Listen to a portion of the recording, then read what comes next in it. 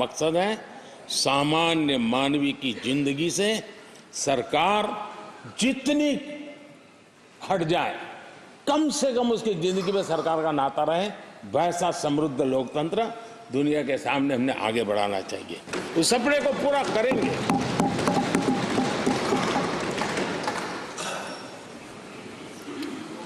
आदरणीय अध्यक्ष जी, companies act, limited liability partnership act,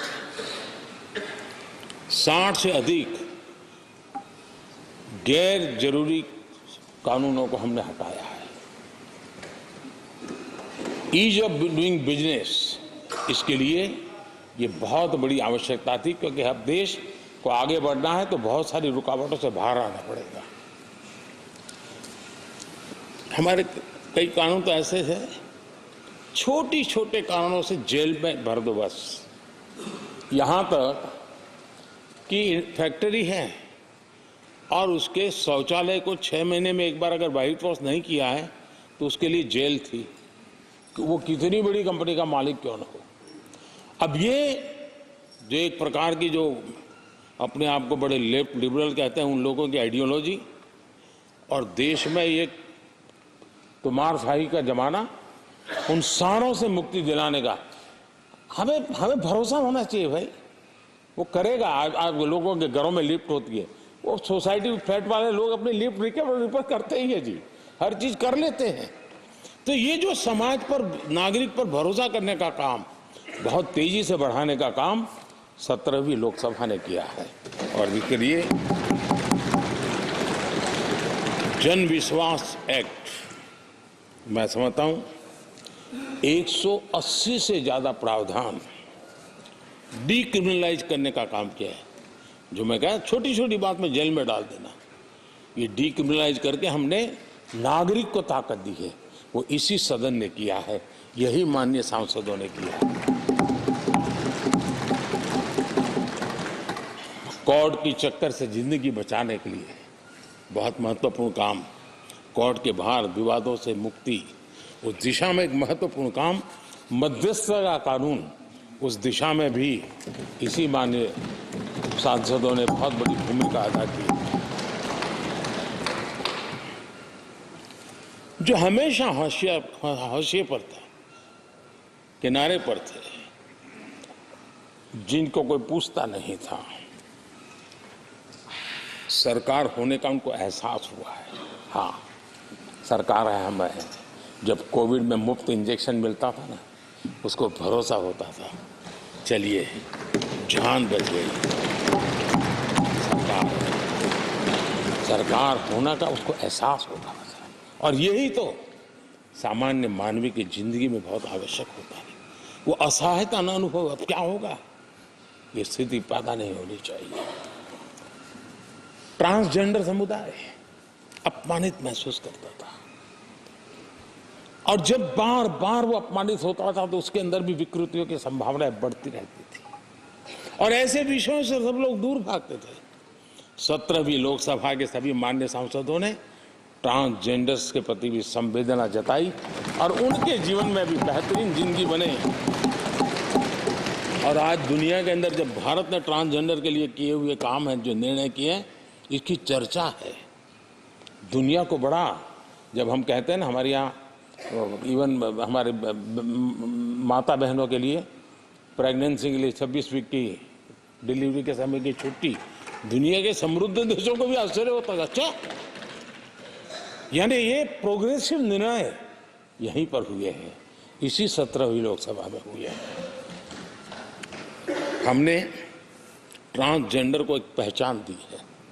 अब तक करीब 16-17 हजार ट्रांसजेंडर को उनका आइडेंटिटी कार्ड दिया गया है, ताकि उनके जीवन को, और मैंने देखा अब तो मुद्रा योजना से पैसे लेकर के छोटा मोटा वो बिजनेस करने लगी है, वो कमाने लगी है। पद्मा अवार्ड हमने ट्रांसजेंडर को दिया है, एक सम्मान की जिंदगी जीने के लिए। सरकार से जुड़ी अनेक योजनाओं का लाभ जो अब तक उनको मिलता नहीं था, मिलना प्रारंभ हुआ है। वो सम्मानीय जिंदगी। आदरणीय अध्यक्ष जी,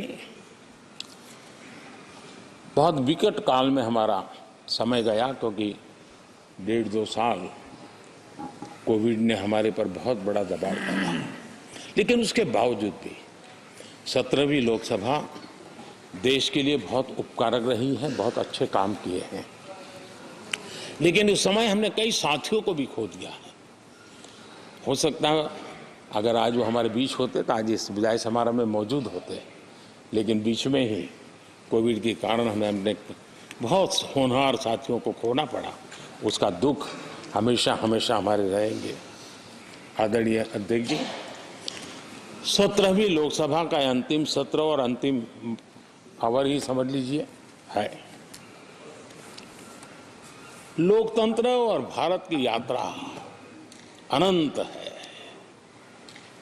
अनेक, और ये देश किसी पर्पज के लिए है, उसका कोई लक्ष्य है, वो पूरी मानव जात के लिए। चाहे श्री अरविंदो ने देखा हो, चाहे स्वामी विवेकानंद जी ने देखा हो, लेकिन आज उन शब्दों में, उस विजन में सामर्थ्य था, वो हम आंखों के सामने देख पा रहे हैं। दुनिया जिस प्रकार से भारत के महात्म्य को स्वीकार कर रही है, भारत के सामर्थ्य को स्वीकारने लगी है, और उसको, उस यात्रा को हमें और शक्ति के साथ आगे बढ़ाना है। आदरणीय अध्यक्ष जी, चुनाव बहुत दूर नहीं है।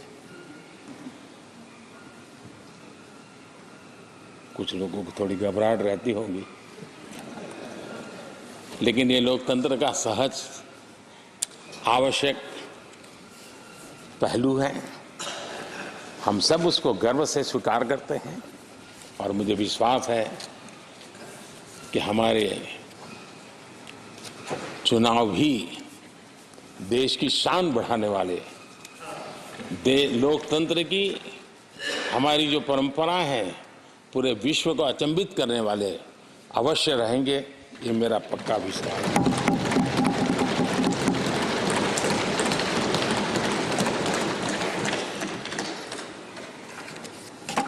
आदरणीय अध्यक्ष जी, मैं सभी माननीय सांसदों का जो सहयोग मिला है, जो निर्णय हम कर पाए हैं, और कभी कभी हमले भी इतने मज़ेदार हुए हैं कि हमारे भीतर की शक्ति भी खिल करके निकली है।